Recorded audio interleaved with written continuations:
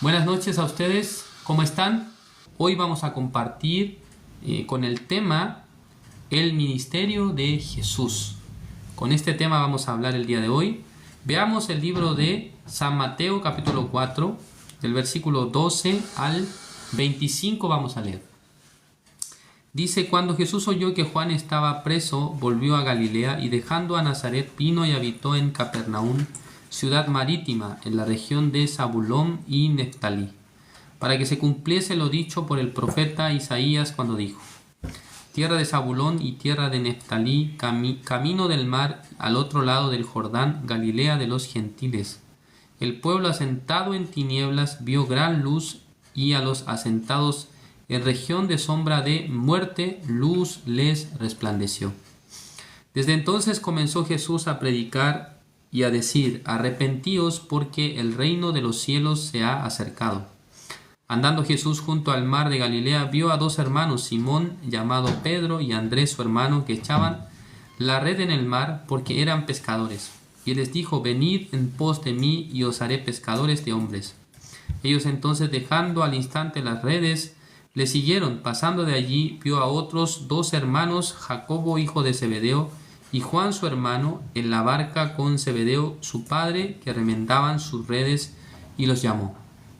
Y ellos, dejando al instante la barca y a su padre, le siguieron. Y recorrió Jesús toda Galilea, enseñando en las sinagogas de ellos y predicando el evangelio del reino, y sanando toda enfermedad y toda dolencia en el pueblo.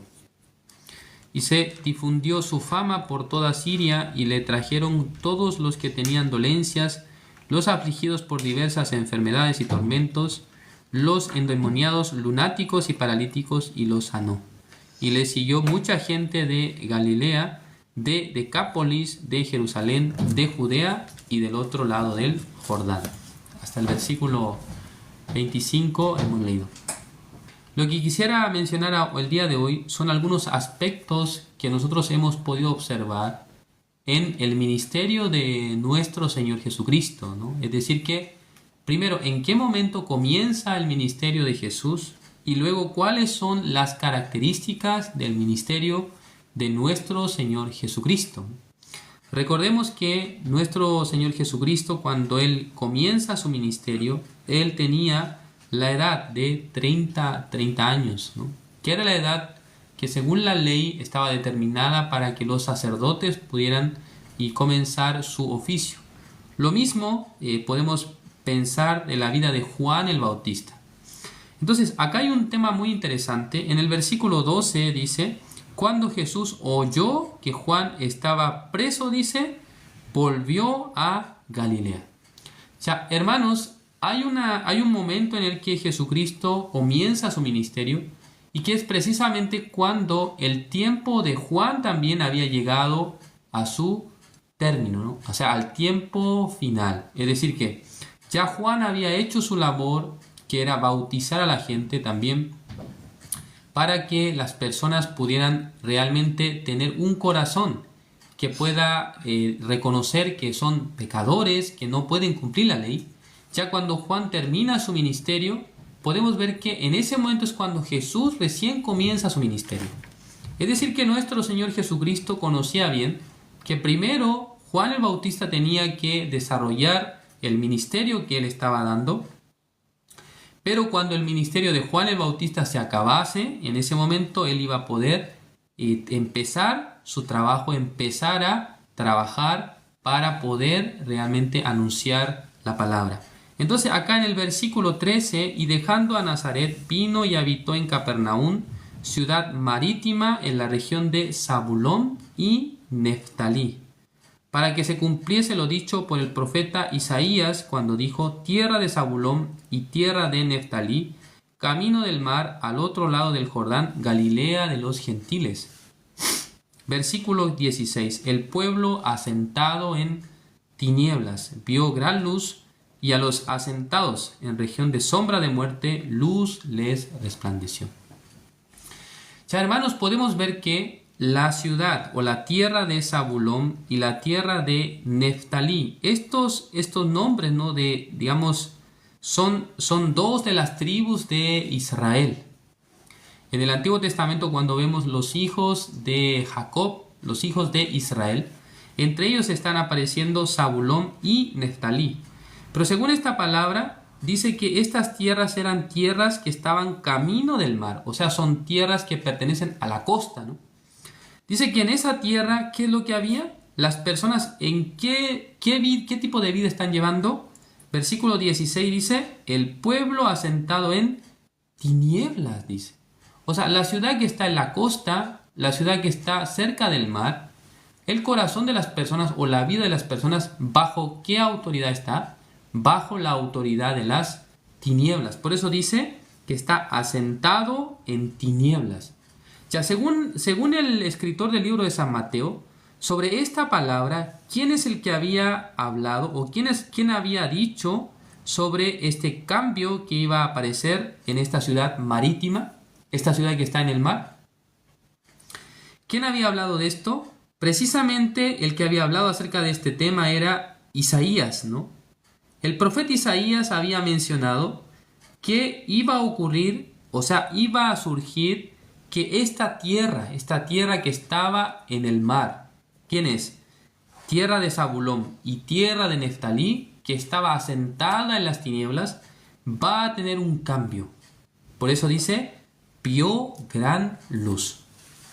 Entonces, ¿qué significa esto? Que cuando comienza el ministerio de nuestro Señor Jesucristo, cuando Jesucristo llega, ¿a dónde? A la tierra de Zabulón y Neftalí. ¿Qué es lo que ocurre, hermanos?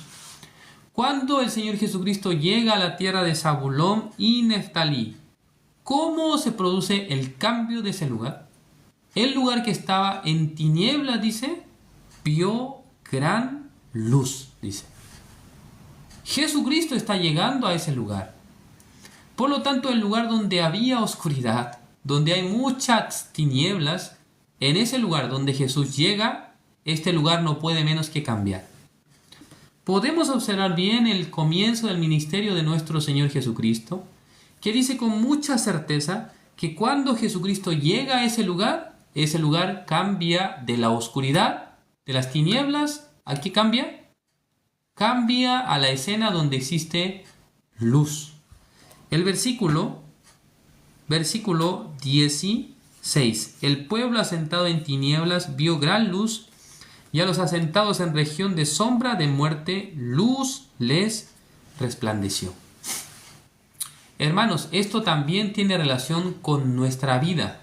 Es decir, antes de que Jesucristo llegue a nuestra vida, antes de que Jesucristo llegue a nuestro corazón, nuestros corazones, ¿en qué están sumergidos? Están bajo las tinieblas, ¿no? Esto es lo que quiere describir la Biblia. Donde llega Jesucristo se cambia el ambiente. De la oscuridad de las tinieblas se cambia a la luz. Del lugar donde había oscuridad, donde había desorden, donde había vacío, cuando el Señor Jesucristo viene, ¿qué es lo que ocurre? Cambia la escena, o sea, cambia la imagen. Hay un contraste perfecto, ¿no? Versículo 16, el pueblo asentado en tinieblas, dice, asentado en tinieblas. No es que en ese lugar no hay luz, es decir, que no es que la gente no tenía, digamos, no sé, puede ser que, antorchas o velas. En esa época no se utilizaba, no estaba la electricidad. Entonces estaban usando velas. Ya no se refiere a esta oscuridad, sino está refiriéndose a la oscuridad que hay en el corazón por causa del pecado, ¿no? Pero cuando Jesucristo aparece, dice que resplandece, dice que vio gran luz, y a los asentados en sombra de muerte, luz les resplandeció. Jesucristo apareció. ¿En dónde? En la tierra de Zabulón y Neftalí. Son las ciudades de la costa, ciudades marítimas. Entonces, hermanos, yo no sé muy bien, las ciudades de la costa, las ciudades marítimas, tendrán algún antecedente de ser ciudades donde la gente normalmente vive para los deseos de la carne, y cometer pecado. Esta parte no sé muy bien, pero sí la Biblia menciona esta tierra de Zabulón y Neftalí como un lugar donde está gobernando el imperio de las tinieblas, ¿no? Es el lugar donde la gente está bajo la sombra de muerte, dice. Es decir, que bajo el pecado. ¿Es correcto? Está bajo el pecado. Pero hubo un cambio que ocurre cuando Jesucristo llega a este lugar, se transforma en el lugar que resplandece luz. Y luego, versículo 17, empieza la predicación de nuestro Señor Jesucristo. Jesucristo empieza a hablar, ¿no?, con las palabras. ¿Qué es lo que dice Jesús? Digamos, la primera disertación de nuestro Señor Jesucristo, que está compartiendo la palabra, ¿qué es lo que dice? El versículo 17. Desde entonces comenzó Jesús a predicar y a decir: arrepentíos, porque el reino de los cielos se ha acercado. Digamos, podemos decir, es la primera exhortación o predicación de Jesús. ¿Qué es lo que está diciendo Jesús? Arrepentíos, es decir, que deje su pensamiento, deje su razón, deje su punto de vista. Usted no crea que puede cumplir la ley, que puede cumplir los mandamientos. Y dice: porque el reino de los cielos se ha acercado. O sea, yo he venido a este mundo, es decir, que el reino de los cielos se ha acercado. Eso significa, ¿no? O sea, el hecho de que Jesucristo venga significa que el reino de los cielos se había acercado, ¿no? Eso está diciendo. ¿Jesucristo de dónde vino? Del reino de los cielos. Entonces, cuando Jesucristo viene a un lugar, eso en estricto rigor significa el reino de los cielos se acercó a esa persona o a esa ciudad o a ese lugar. Se acercó el reino de los cielos a ese lugar. Eso está diciendo, ¿no? Entonces ahora es el momento. Arrepentíos, porque el reino de los cielos se ha acercado. Yo no vengo para exigirles a ustedes las obras, buenas obras, sino que despójense de sus obras, despójense de su razón, despójense de su buena intención, del querer hacer el bien, y solamente ustedes acepten el reino de Dios que se ha acercado. O sea, acéptenme a mí, se está diciendo Jesucristo, ¿no? Yo he venido del reino de los cielos. Versículo 18. Andando Jesús junto al mar de Galilea, vio a dos hermanos, Simón, llamado Pedro, y Andrés, su hermano, que echaban la red en el mar porque eran pescadores. Y les dijo: venid en pos de mí, y os haré pescadores de hombres. Ya. Acá hay una cosa muy interesante. El Señor Jesucristo, cuando llega, Él empieza a exponer, a predicar, ¿no? Arrepentíos, porque el reino de los cielos se ha acercado. Es lo primero, ¿no? Es el mensaje principal, que todo el mundo debe arrepentirse, porque Juan el Bautista, precisamente, él estaba declarando, él estaba realizando el bautismo de arrepentimiento. Entonces, hermanos, el arrepentimiento, ¿en qué consistía? Consistía en que los israelitas que estaban bajo la ley, ellos delante de Juan el Bautista pudieran reconocer. ¿Qué es lo que debían reconocer? Debían reconocer efectivamente que ellos no podían cumplir la ley, que no podían cumplir los mandamientos, y que la única manera para poder acercarse a Dios era por medio del Salvador, Jesucristo. ¿Es correcto? Esto viene a ser el arrepentimiento. O sea, el proceso más correcto de hablar de arrepentimiento es decir que no confiar en su obra, ya no creer que por sus obras una persona puede ir al reino de los cielos. Esto es el arrepentimiento, es dejar mi obra, dejar mi camino, dejar mi manera. Jesucristo, cuando empezó a hablar, esto fue lo que ha dicho.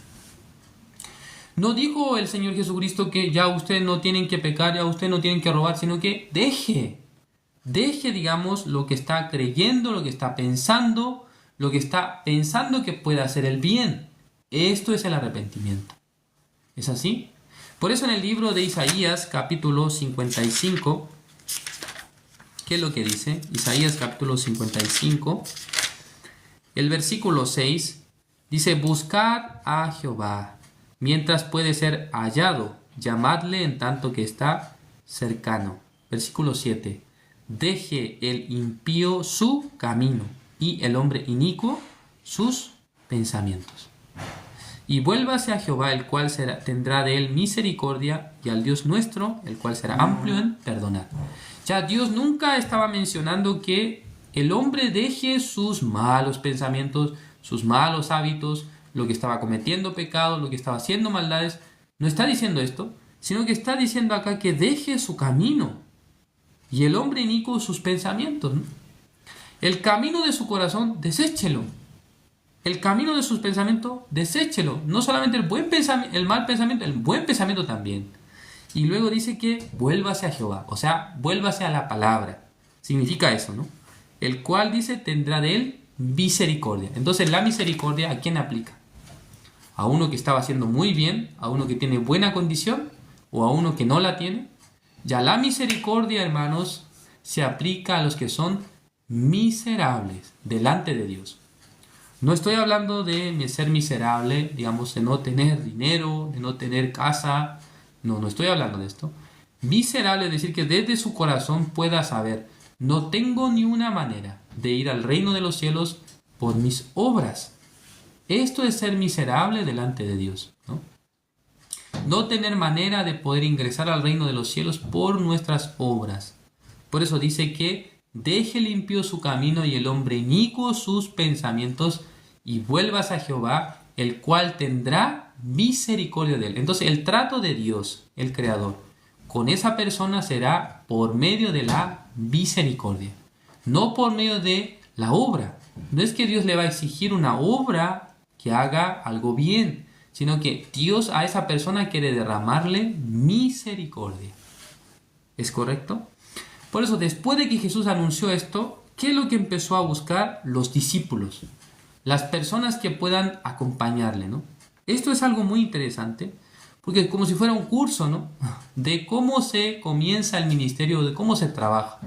Ya primero él anunció lo importante es arrepentirse y luego porque el reino de los cielos se ha acercado. Y luego empezó a buscar ¿a quién? A los hombres que puedan acompañarle. Recordemos que estos hombres eran los que estaban junto al mar, es decir, que esto es la tierra de Zabulón y Neftalí. De ese lugar el Señor Jesucristo, el lugar que estaba sentado en las tinieblas, de ese lugar él escoge los primeros discípulos. ¿Quiénes son los discípulos? Dice hermanos que eran Simón llamado Pedro y Andrés, que eran pescadores. Y luego el versículo 21 estaba hablando de Jacob y de Juan. Ya, en total 4, ¿no? 4 discípulos habían salido de la tierra de Zabulón y Neftalí. Entonces, ¿cuál era el proceso que Jesús estaba haciendo? Buscando los hombres, las personas, para que puedan y estar junto con él. Y luego para poder enseñarles, también para poder darles a conocer el testimonio, también luego para enviarlos, ¿no? Esto viene a ser el trabajo del ministerio de nuestro Señor Jesucristo. ¿Qué es lo que le dice a estos hombres, a estos discípulos escogidos? Dice, y les dijo el versículo 19, venid en pos de mí y os haré pescadores de hombres, ¿no? Ya, ustedes si vienen en pos de mí, es decir, que si andan conmigo, ustedes no se van a esforzar mucho, pero yo les haré pescadores de hombres. Es decir, que Jesucristo establece los hombres de Dios que puedan anunciar el evangelio para pescar. ¿A quién? ¿A quién tienen que pescar? ¿Los peces? No, las personas, ¿no? Wow, esto es muy maravilloso. Jesucristo, cuando llega, se ilumina el lugar y luego él empieza a escoger. Hey, tú ven acá, y luego tú ven acá, y luego tú y tú.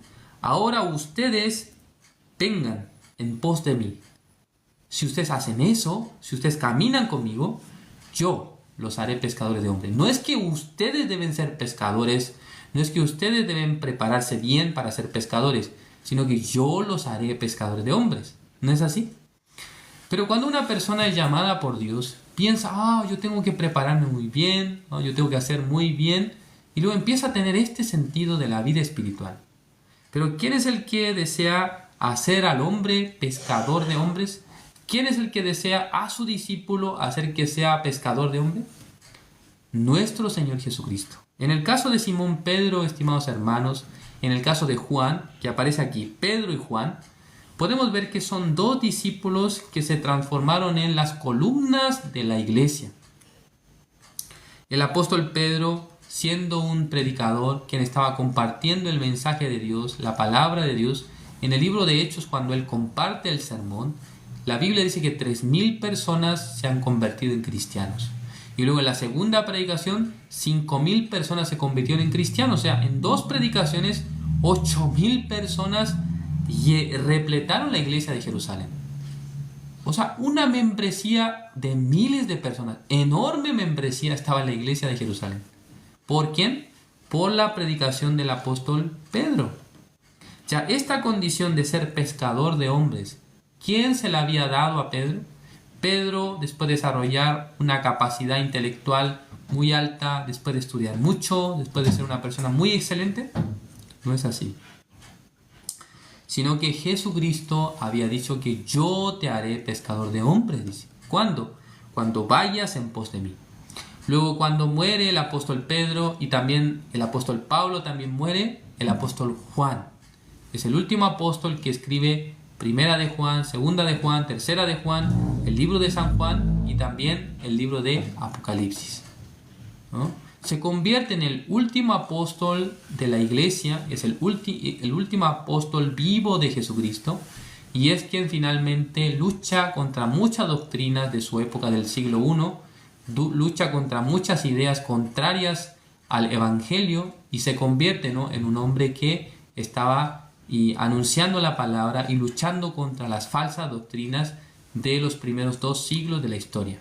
¿Es así?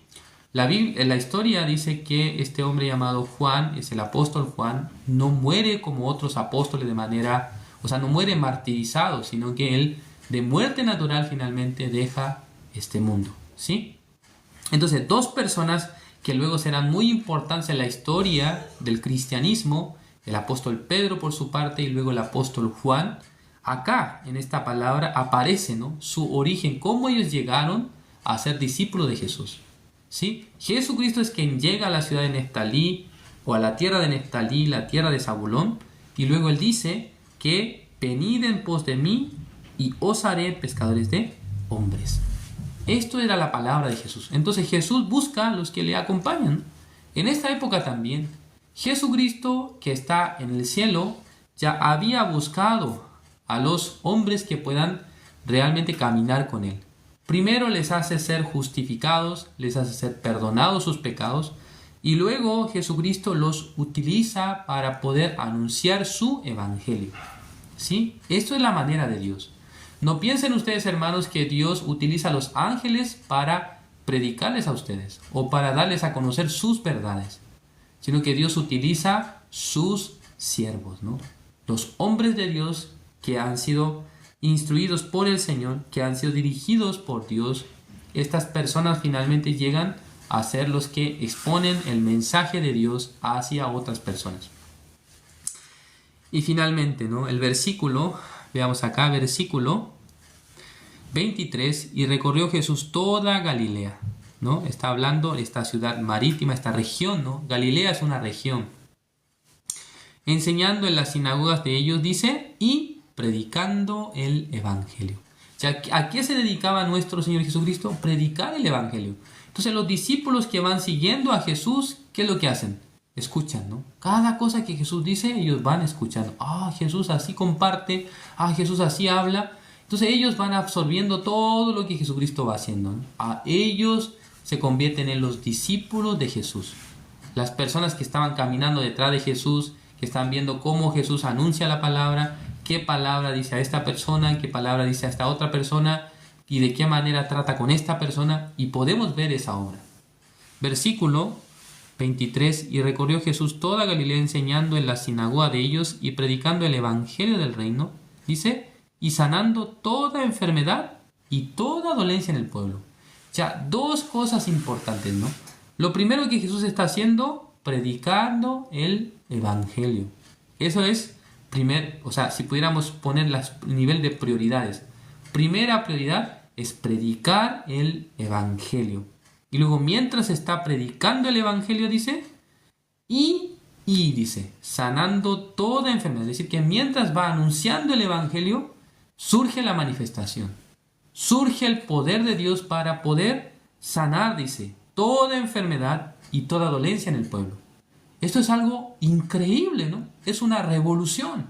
Imagínense, un hombre de repente con un grupo de 4 aparecen acá. Es Pedro y luego Andrés, Juan y Jacobo. 4 personas junto con Jesús. Están caminando, están predicando y por medio de la predicación, además, surge la manifestación de la sanidad. O sea, las personas, dice, se van sanando. Esto es algo increíble, ¿no? Finalmente, 24, y se difundió su fama por toda Siria y se trajeron todos los que tenían dolencias, los afligidos por diversas enfermedades y tormentos, los endemoniados lunáticos y paralíticos, dice, y los sanó a todos, ¿no? Esta ciudad se ha transformado en la mejor ciudad de esa época. No hay ningún enfermo, dice. Todos están sanos. Y le siguió mucha gente de Galilea, de Decápolis, de Jerusalén, de Judea y del otro lado del Jordán. Leyendo estas palabras, estimados hermanos, yo estoy muy contento porque el Señor Jesucristo un día también ha llegado en mi vida, ¿no? Jesucristo también ha llegado en mi vida. Me ha dado la salvación, el perdón de los pecados. He creído yo en la obra del Señor que limpió todos mis pecados. Pasando 4 años, 2019, perdón. Pasando 7 años, 8 años, yo me he curado de la enfermedad, ¿no? He visto la obra de Dios en mi vida, cómo me sanó de la enfermedad. Y luego mirando estas palabras, realmente Jesucristo cuando ve a los enfermos no quiere pasar de largo, sino que quiere curarlos, ¿no? Quiere sanarlos. Esto es el corazón del Señor. Es el corazón de Cristo, ¿no? Jesucristo quiere anunciar el evangelio del reino, quiere predicar la palabra. También, mientras está predicando la palabra, dice que las personas también poco a poco se van sanando. No es que Jesús le golpeaba la cabeza o Jesús le hablaba en lengua. No es así, sino que Jesucristo va predicando, dice, el evangelio del reino. No va haciendo nada de otro mundo, sino que va hablando las palabras del evangelio. Las personas se sanan, ¿no? No es que un espectáculo está haciendo Jesús, sino que cada momento que Jesús predicaba el evangelio, la manifestación de la sanidad se manifestaba, aparecía, ¿no? Llegaba la gente a ser sana de la enfermedad. Esto es algo increíble, ¿no? Realmente yo agradezco al Señor porque el mundo de Dios, el ministerio de Jesús solamente trae consigo luz, esperanza, gozo. Por eso en sus corazones también se ha resplandecido la luz, no solamente a ustedes, sino a muchas personas que están a su alrededor. Dios desea resplandecerles, Dios desea realmente darles luz, ¿no? Luz en su vida. Por eso espero que Dios utilice nuestra vida para que seamos personas que podamos realmente producir la luz en otros, producir el cambio verdadero. Este cambio no es porque Pastor Christopher va o porque hermano fulano va, sino Jesucristo es quien está en ese lugar. Jesucristo es quien está presente en este lugar. Por eso ese lugar, esa persona no puede menos que cambiar, no puede menos que ser transformado por Jesucristo. El día de hoy hasta aquí vamos a compartir. Vamos a orar. Dios Padre, Señor, le agradecemos. En esta noche nos permitió su palabra. Le agradecemos, Señor, usted nos ha permitido constantemente la palabra de Dios. Por medio de Jesucristo, realmente todo el ambiente se cambia. La oscuridad se transforma en luz. También la enfermedad se transforma en sanidad. Podemos ver cómo Jesucristo, con gran poder, va cambiando la tierra de Zabulón y Neftalí. Esta tierra que estaba asentada en las tinieblas, dice que luz le ha resplandecido. Vio gran luz. De la misma manera, Señor, muchas personas hoy en día están bajo la oscuridad, las tinieblas, bajo el pecado. Creo que cuando estas personas se encuentren con Jesús, se encuentren con los que han sido salvos por Jesús, ellos cambiarán. 100% serán cambiados. Las personas enfermas podrán sanarse. Las personas que están llevando la condenación del pecado serán justificados. Y podremos ver, Señor, esta obra en nuestra vida. Gracias, Señor, por todo. Oramos en el nombre de su Hijo amado, nuestro Señor Jesucristo. Amén. Yo no puedo merecer tu preciosa salvación.